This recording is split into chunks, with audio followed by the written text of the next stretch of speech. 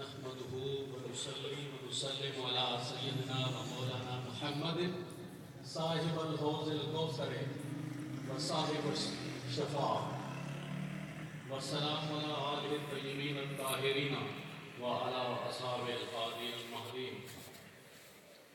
السلام على أبي بكر وعمر وعلي وعثمان ذي الكرم وعلى ابی محمد الحسن و ابی عبداللہ الحسین وعلی امہما سیدۃ النساء بطول زہرا سلام اللہ علیہا.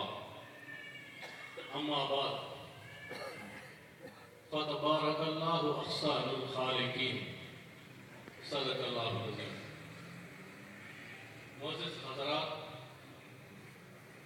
یہ جو آیہ کریمہ آپ کے سامنے میں نے مختصر سی تلاوت کی ہے، جو بھی تھوڑا بہت عربی سے شغف رکھتے ہیں یا قرآن کی تھوڑی بہت سمجھ بوجھ ہے، تو آج کی مجلس کی نسبت سے وہ سمجھ رہے ہوں گے کہ اس مجلس میلاد مصطفیٰ صلی اللہ علیہ وسلم کے ساتھ کیا تعلق ہے.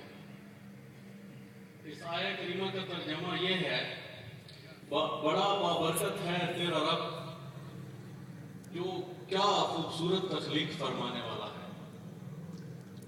ہمارا اہل محبت کا یہ عقیدہ ہے کہ قرآن کریم کی الحمد سے والناس تک کوئی آیت کریمہ ایسی نہیں جس کا حضور علیہ الصلوۃ والسلام کی ولادت سے تعلق نہ ہو. اس کی مختصر سی دلیل یہ ہے کہ اگر حضور تشریف نہ لاتے تو کیا وہ آیت ہوتی؟ یقیناً نہ ہوتی. تو ہر آیت اس کا آنا حضور کے آنے کے باعث ہوا. تو فتبارک اللہ احسن الخالقین، بڑا بابرکت ہے تیرا رب، کیا خوبصورت تخلیق فرمانے والا ہے. تو یہ مجلس مبارک جس کی ولادت باسعادت کے سلسلے میں منعقد کی گئی، وہ کیسے تھے ان کے بارے میں حضرت ہند بن ابی حالہ رضی اللہ عنہ سیدنا حسن مجتبی روایت کرتے ہیں ان سے، اور حضرت ام معبد جو صحیح بخاری و مسلم میں جو آقا علیہ الصلوۃ والسلام کا حلیہ مبارک بیان کیا ہے، وہ ہے کہ آپ کی زلفیں مبارک جو تھیں وہ کانوں کی لو کو ٹچ کرتی تھیں اور بڑی خوبصورت گھنی تھی، اور آپ کے سر مبارک میں ایک مانگ نکلی رہتی تھی. پیشانی مبارک کشادہ تھی، دو بھوؤں کے درمیان وقفہ تھا، وہ آپس میں جڑی ہوئی نہ تھی. وہ ایسے پتلی تھی جیسے کوسے قضا ہو، اور درمیان میں ایک ناڑ مبارک تھی، ایک وین تھی خون کی. جب کبھی آپ حالت جلال میں ہوتے تو وہ ظاہر ہوتی، ورنہ وہ ظاہر نہ ہوتی. آپ کی آنکھیں مبارک ایسی تھی، جو سیاہی مائل حصہ تھا وہ انتہائی سیاہ تھا، جو سفیدی مائل حصہ تھا وہ سفید تھا، اور اس میں سرخ ڈورے تھے. آپ کی ریش مبارک گھنی تھی، اور بڑی خوبصورتی سے آپ کے چہرے اظہر پر پھیلی ہوئی تھی. آپ کا رخسار مبارک وہ گوشت سے بھرے ہوئے تھے، خالی نہ تھے. آپ کی ناک مبارک اونچی تھی، اور آپ کے دندان مبارک میں وقفہ تھا، آپس میں جڑے ہوئے نہ تھے، اور انتہائی خوبصورت جیسے گلاب کی پتیاں صف آرا ہوتی ہیں ایسے ہی صف آرا تھے. آپ کے شان مبارک کشادہ، اور آپ کے دونوں شانوں کے درمیان مور نبوت تھی. آپ کے دست مبارک پر گوشت تھے، کونیاں مضبوط تھی. قدمین شریفین کے درمیان میں ایک خلا تھا، دونوں قدمین شریفین درمیان سے اٹھے ہوئے تھے، اور قدمین شریفین کی انگلیاں ایسے تھیں جیسے چمیلی کی پتیاں کھلی ہوئی ہوں.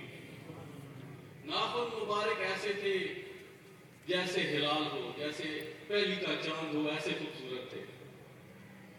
اب ایسی خوبصورتی والا نبی ہمارے پاس تشریف لایا، ایسا خوبصورت مقدس جسم جس کا مقام یہ تھا کہ جب وہ زلفیں کھولتے تو قرآن پکار اٹھتا، وَالضُّحَىٰ وَاللَّيْلِ إِذَا سَجَىٰ، قسم ہے تیرے مکڑے کی، قسم ہے تیری واللیل کی زلفوں کی، قسم ہے تیرے چہرے انور کی، خدا اس کی قسمیں کھاتا۔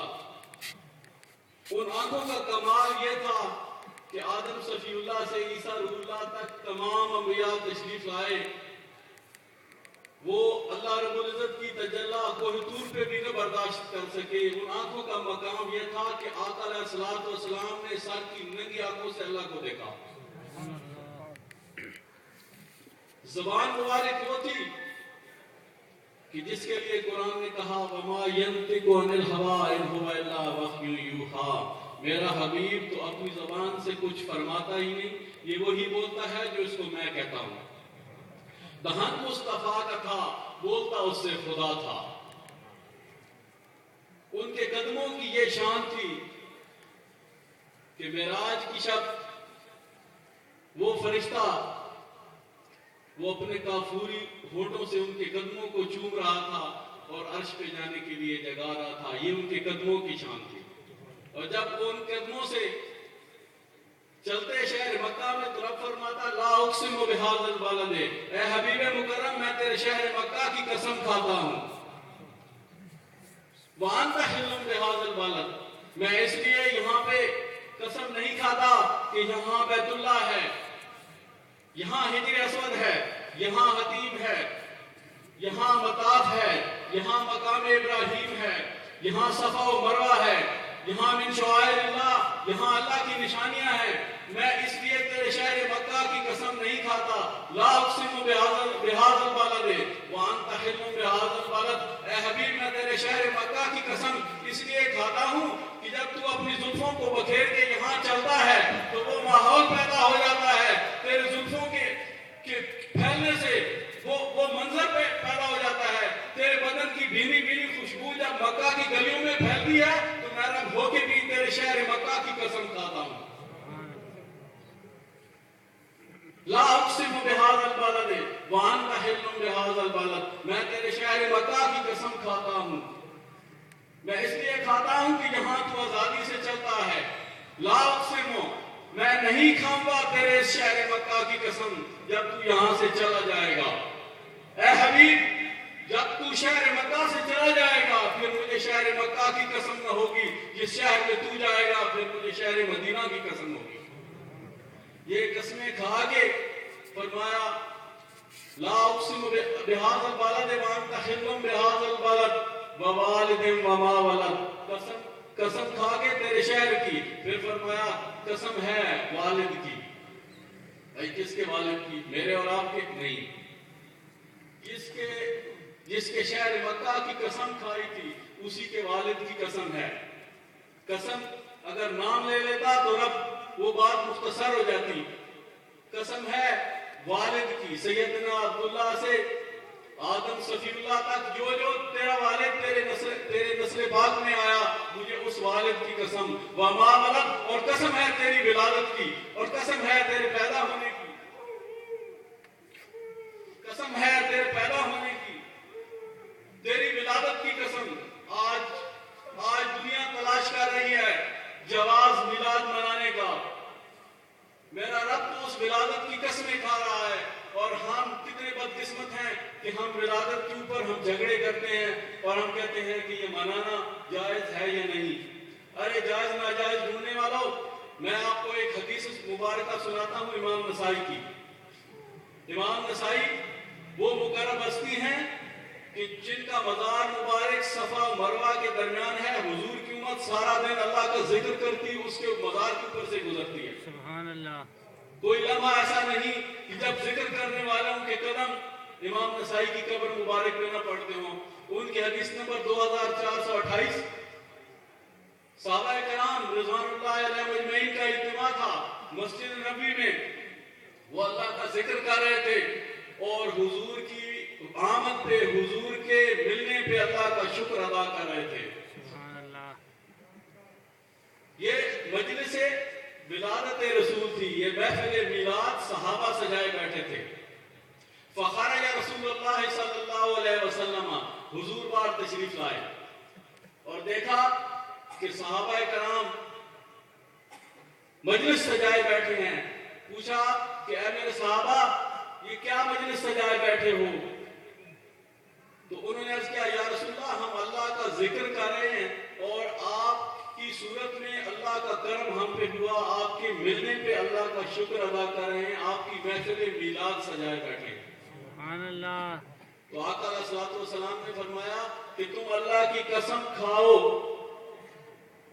تم اللہ کی قسم کھاؤ کہ تم جو مجھے بتا رہے ہو تم وہی کام کر رہے تھے, کہ تم اللہ کا ذکر کر رہے تھے اور میرے ملنے پہ اللہ کا شکر کر رہے تھے.